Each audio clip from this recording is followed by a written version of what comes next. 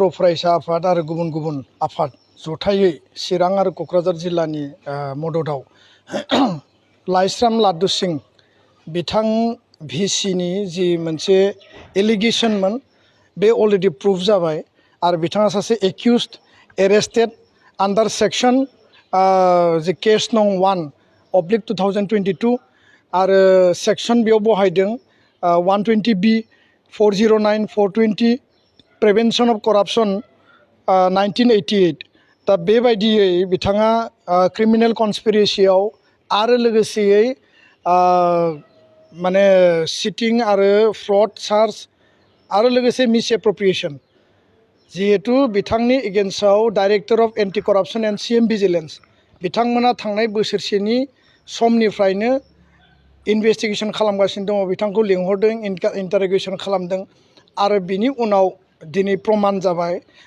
आरो बे लेटारखौ मोननानै जों प्रुफ मोनबाय जे आसामनि चिफ सेक्रेटारि अफिसनिफ्राय बड'लेण्ड इउनिभार्सिटिनि जि माने रेजिस्टार बे रेजिस्टारनो लिरहरदों जे बिथांनि सायाव एक्शन टेकेन रिपर्ट जोंनो हरनांगौ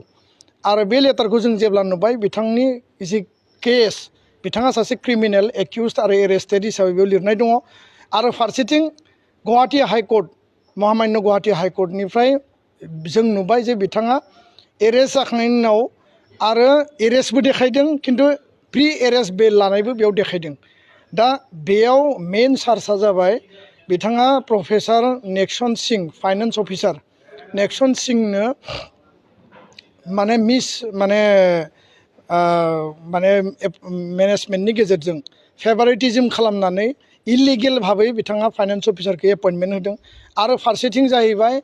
जे डक्टर नीलकमल सिं सेक्सुवेल हेरेसमेन्टनि जाय केसाव चार्ज बिथांखौ सासपेन्ड खालामनाय जादों खिन्थु बिथांनो फुल दरमा होदों बे दाय आरो 3 नम्बरा जाबाय मेल'डी थांजामनाय सासे PhD scholar without interview without माने एन्ट्रेन्स बिथांखौ थोंजोङै एपइन्टमेन्ट माने एडमिसन होदों फारसेथिं बिथांमोननि माने इउनिभार्सिटियाव मार्केट सेट बानायनाय ड्रेन बानायनाय कालभार्ट बानायनाय बिनि हिउज माने करापसन चार्ज बेयाव होनाय दङ दा बेखायनो दुलाराय बर' फरायसा आफादा नैथि साननि थाखाय दिनै आन्दलन खालामबाय आरो बे आन्दलननि गेजेरजों स्पष्टयै आसाम सरकार आरो आसामनि महामान्य राज्यपाल बिथांखौ राज्य बेंगिरि बिथांनिसिम जोङो थ्रु क'क्राझार जिल्ला बेंगिरि डिस्ट्रिक्ट कमिशनारनि गेजेरजों जोङो मेम'रेन्डाम हरदों आरो बे मेम'रेन्डामाव मोननै दाबि लाखिदों मोनसे दाबिया जाबाय जे बिथांखौ इमिडियेट सासपेन्ड आरो रिमुभ खालामनांगौ नैथि दाबिया जाबाय इमिडियेटलि गोदान सासे भाइस चेन्सेलर इनचार्ज थिसननांगौ जाहाथे जोंनि बड'लेण्डनि जि हालामाव गायसनजानाय बर'फोरनि आन्दलननि गेजेरजों थैनि बिनिमयाव आत्म बलिदाननि बिनिमयाव जोङो प्रेस्टिजियास मर्यादापूर्ण मोनसे जि इन्स्टिटिउसन मोनबाय बे सासे जुदि क्रिमिनेल जायोबा बे सासे जुदि एक्यूज जायोबा एरेस्टेड जायोब्ला बिनि आन्डाराव बे इउनिभार्सिटिया दायो सेक्युर्ड नङा दा बेखायनो बिथांखौ रिमुभ खालामनांगौ आरो गोदान भिसि हरनांगौ आरो बिथाङा जि दायाव दा क्रिमिनेल कन्सपिरेसियाव चार्ज जानानै दङ बिथाङा दिनै एरेस्ट जानानै आरोबाव बे बिबानखौनो बिथाङा नागाराखै बेलाव दङ दा जोंनि दाबिया जाबाय बिथांखौ रिमुभ खालामनांगौ नङाब्ला बिथाङा दाख्लैबावै मा खालामदों फुंनि 7टा बाजियाव इउनिभार्सिटियाव फैनानै गोबां नथि पत्र कागज तथ्य पाति बिथाङा लानानै गुवाहाटियाव साननै गाइड जानानै थाहैदों आरो बिनि उनाव मैया फैनानै बिथाङा क'क्राझारनि डिस्ट्रिक्ट कमिशनार आरो एसपि बिथांमोनखौ फन खालामदों जे एबसुआ आंखौ होखारनानै अफिसाव ताला मारिदों हयरेस बिथाङा फुंनि 7टा बाजियावनो खारनानै थांदों जों आन्दलन खालामदों 12टा बाजियाव बिनि उनावसो फिन जाहाथे बिथाङा तथ्य पाति खावनो हाया मानो होनना बुङोब्ला बिथाङा दायाव चार्ज जानानै दङ आरो हाइकर्टनिफ्राय अर्डार दंखायो रावखौबो मेनेजमेन्ट खालामनाय सोरखौबा माने बिथाङा माने कनभिन्स खालामनो नाजानाय इनफ्लुयेन्स खालामनो नाजानाय बेबायदि कुनु बिथाङा जाहाथे स्टेप लाया बे बाथ्राखौ हाइकर्टआ अर्डार होनानै दोनदों खिन्थु बिथाङा बेबायदि खामानिखौ मावबाय थादों आरो बेखायनो जोंनिफ्राय बे एक्सनखौ लानाय जादों आरो बिथाङा मैया डिसि आरो एसपिनियाव बुंदों जे आंनो प्रटेक्शन नांगौ जाय मानसिया अलरेडि आयेननि नोजोराव एक्यूज्ड दण्डनीय जायहा दायनिगिरि हिसाबै माने पानिश जाबाय बे मानसिया जुदि आयेननि प्रटेक्शनाव थायोबा बे माबायदि जालायखो बेखायनो जोङो डिसि आरो एसपिखौ दिनै खावलायदों कुनु कारनाव बे आयेननि भाबै प्रटेक्शन मोननाङा महामान्य राज्यपालखौ खावलायदों 1 मिनिट 1 सेकेन्डनि थाखायबो जाहाथे बिथाङा बेयाव जाहाथे भिसि जानानै थानो मोना आरो आसामनि गिबि मन्थ्रिखौ खावलायदों सोलोंथाइ मन्थ्रिखौ खावलायदों जे जाहाथे बिनि सायाव एक्सन लानानै गोदान जोंनो भिसि हरो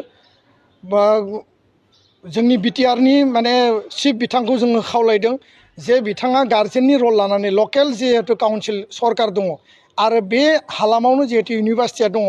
बिथाङा जाहाथे इनिसियेटिभ लानानै बिथांखौ एक्सन लानायनि गासै प्रक्रियाखौ राज्यपाल आरो चिफ मिनिस्टारजों कअर्डिनेट कमिउनिकेसन खालायो बिनि थाखायबो जों दाबि दैखांदों